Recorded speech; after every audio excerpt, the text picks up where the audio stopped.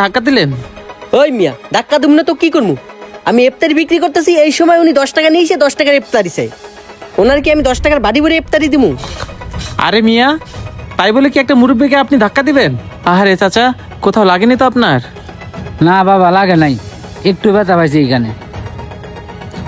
আরে ভাই, 10 টাকা তো দিছেই, 10 টাকার একটু বেশি করে ইফতার দিলে আপনার দোকানের কি এমন ক্ষতি হইতো?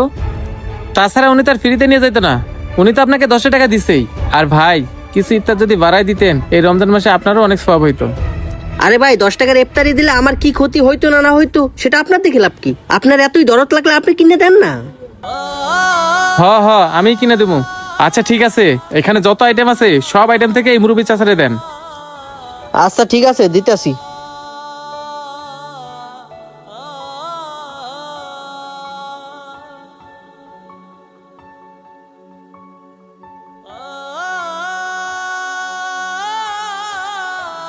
এই যে ভাই লন।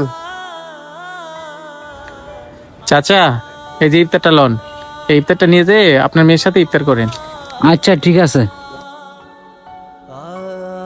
আচ্ছা ভাই, একটা কথা বলেন তো, এই মুরাব্বিরে আপনি ইফতার কিনে দিতে গেলেন কেন? এই মুরাব্বি কি করে জানেন? প্রত্যেকটা দিন আইসা আমার কাছে 10 টাকার ইফতারি চাই।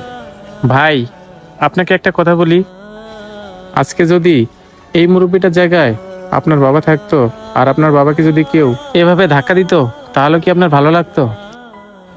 যাই হোক ভাই, আপনাকে বলে কোনো লাভ নেই। এই নেন, টাকাটা রাখেন।